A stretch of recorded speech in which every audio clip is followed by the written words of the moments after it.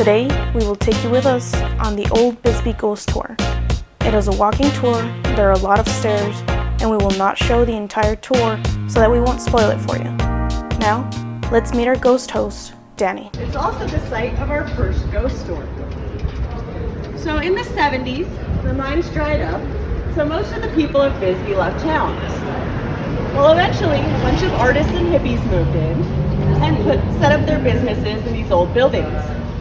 One man in particular, named Mr. Brown, decided to put his business in the old bank building. Well, one night he had closed up shop for the night.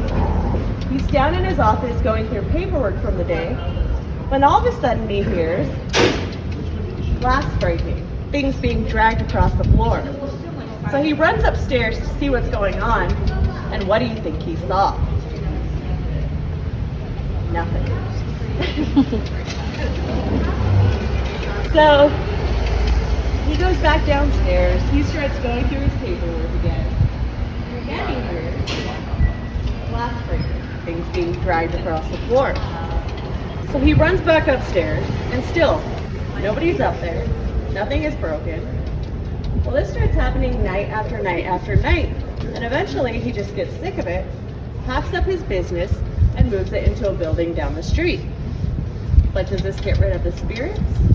Oh, To be continued. The Bisbee Grand is the only hotel in town known for its guests running out in the middle of the night wearing nothing but their underwear because they're so afraid of the paranormal activity inside. There are three main hauntings to the hotel. The first one they very uncreatively call the Lady Ghost. The second one they call Jeremiah. The last one is upstairs in the Oriental Suite. Stepping into the bathroom for a minute, and when they came back into the room, all the furniture was piled up on top of the bed. Other guests in the suite have reported all the sheets being pulled off in the middle of the night. All the activity in that room seems to be centered around the bed, so they think it's the spirit of the wife and she doesn't like people messing with her.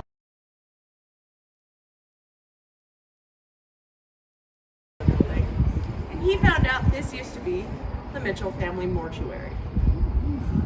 And his office in the back room was the embalming room. So he decided he'd had enough of Bisbee, its history and its spirits. He packed up his business and moved to Vegas. Next, an artist named Barbara moved in.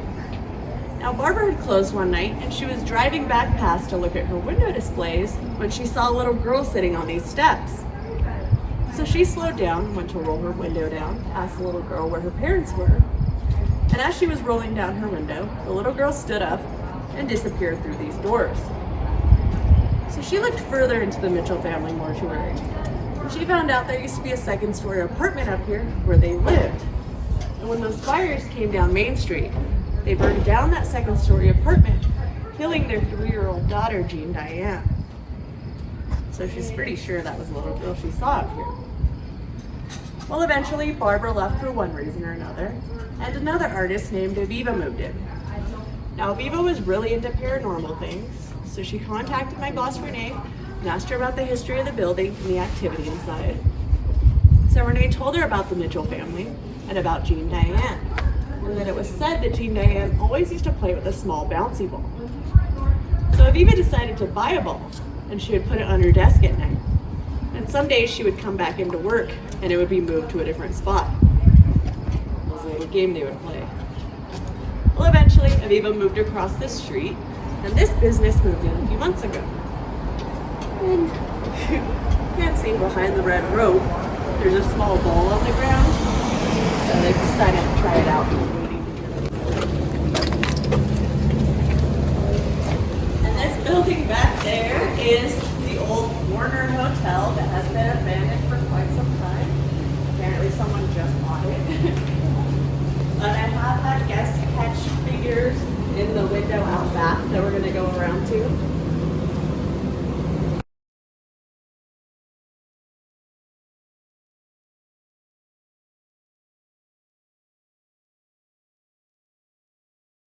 Like 2 weeks ago on one of my tours, I had a guest catch this figure take get a picture of this window. Looks like a person.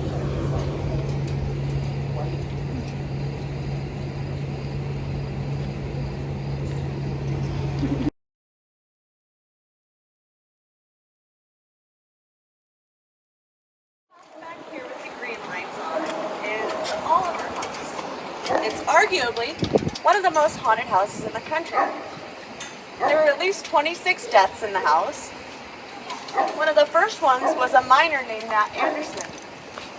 Nat lived in one of the upstairs rooms. It used to be a boarding house. He was walking up the stairs to his room when the people in the house heard him yell, "You son of a bitch," and they heard 3 gunshots. They found Nat Anderson dead with gunshot wounds to the head. And the police did an investigation and never found out who killed him. Today it is a bed and breakfast. And they believe Nat is one of the main spirits the guests see inside. We took several pictures from all the locations. After reviewing them all, we only caught one thing. In the white building below the Oliver House, if you zoom into the last window on the right, you can see a face of a little kid as if they were peeking out the window. Can you see it?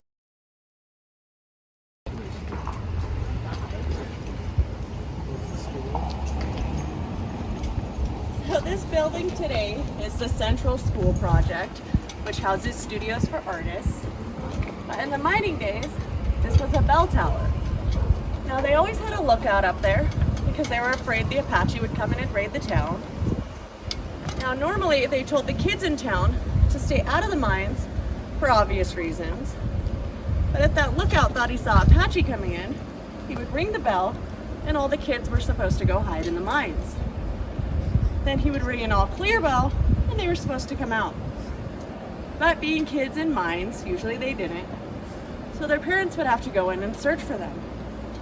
Every once in a while, the kid would not be found, which I'm sure adds to the spirits here. Now we're going to be heading down this alley and there is a lot of loose gravel, especially at the end we're going to make a left. So please watch your steps. Wait.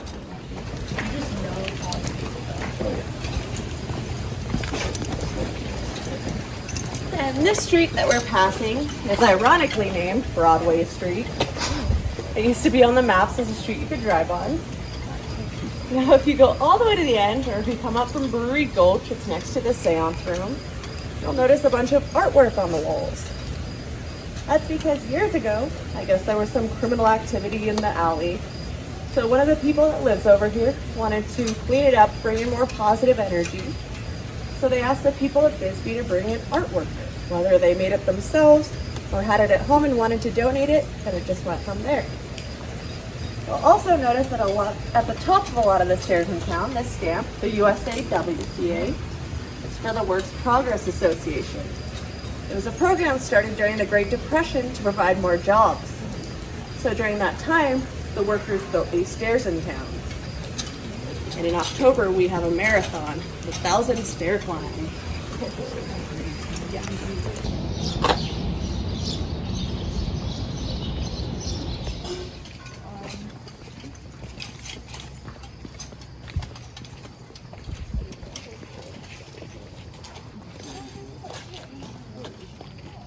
This is kind of quiet. Weirdly quiet. Welcome to City Park. Can anybody guess what it used to be? Cathedral? And about 14 years ago, one of our locals was here in the park one night with his young daughter. They were the only ones in the park that night. And she came over to these stairs and started running up and down playing. And it looked like she was talking to and playing with other kids. So her dad asked her what she was doing. She's like, "Oh, I'm just playing with my friends." He didn't think anything of it at the time. You know, sometimes kids have imaginary friends. So she goes over to the jungle gym and starts playing over there. But she kept looking back to the stairs and laughing and waving. So her dad looked over and still they were the only ones in the park. Well, when he looked back to his daughter, she had a sad look on her face. She's like, "Honey, what's wrong?"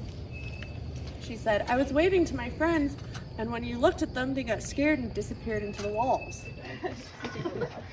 Now watch your step coming up these stairs, especially the third step from the top. It is taller than the other steps. There's a heart painted on it and people tend to trip on it. The inn also known as the Hotel L'Amour. Now, back in the 80s, there were two young boys down on Main Street at the Lyric Theater watching a movie one night. It was monsoon season, and they lived in one of these houses up here. So when they got out of the movie, it was dark out and it was pouring rain. So they came running up these stairs to get home. When they got to the top of the stairs, they saw a woman step out of this wall and put her hand up. So they got scared and ran back down the stairs. As they ran back down the stairs, this whole retaining wall here collapsed into the alley. So one of those boys who still lives here today swears whatever spirit that was saved their lives. You had an orb fly into you when you were speaking Really? about the lady. This whole retaining wall here. This whole retaining wall here. So there is a bit of a feral cat problem in town. And one particular feral cat used to try to get inside the hotel years ago during the cold season. For whatever reason, they wouldn't let it in. Well, eventually, the cat got into the building next door, where it accidentally got locked in the storage room, and unfortunately, my love cats died. But since then, guests upstairs have reported what feels like a cat jumping onto their bed at night, kneading on the bed or curling up next to them. So they think the spirit of the cat finally got inside. The other spirit that guests tend to encounter, they call the cuddler ghost. They say he doesn't care if you're a man or a woman. Guests have reported what feels like someone climbing into their bed at night and cuddling up behind them.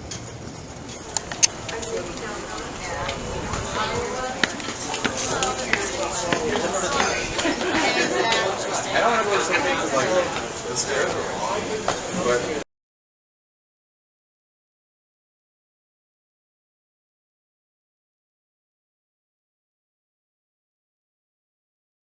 Now, back in the day, anyone who was anyone came to stay here. A lot of rich people, many celebrities through the years. Harry Houdini, Theodore Roosevelt, John Wayne threw Lee Marvin through the saloon windows, Julia Roberts, Michelle Pfeiffer, Johnny Depp, who was 86 from the bar here. It's also home to at least 27 different spirits. There are three main ones that guests tend to see. The first one they call the Smoking Man. The second one is Little Billy. The last one is Julia Lowell. Julia was a lady of the evening. She was a prostitute. Her room was upstairs in 315. She was heartbroken. She fell into a deep depression and started drinking heavily. And eventually she hung herself from the stairs outside of her room. Now guests today, especially male guests, and especially male guests who are taken, have reported seeing a woman walking around on the 3rd floor, wearing nothing but lingerie, holding a bottle, sometimes doing a seductive dance. Other guests have reported hearing a woman whispering into their ears at night, or pulling the sheets up off their feet. Now, guests who stay here that have paranormal experiences, they actually have books at the front desk where they write them down in. So if you're interested, you can ask them and they'll let you look through those. That does conclude the tour. If you guys enjoyed the tour, please write me a review on TripAdvisor. If you had a good time, my name is Danny and I was your ghost host for the evening. If you did not enjoy the tour, my name is Susie. Before you leave, we have stickers up here, so make sure you grab a sticker. And I have this spittoon. Reminders used to spit their tobacco into. We have washed it thoroughly though, and we use it for tips. Thank you guys so much, and I hope you enjoyed the tour. Here's their information if you're interested in attending their tour. You can pause the video to view it for a bit longer. We put in quite the workout with all the steps, but it's definitely worth it, and we rate it 5 out of 5 ghosts. Thank you for watching the video, and as always, stay safe on your next adventure.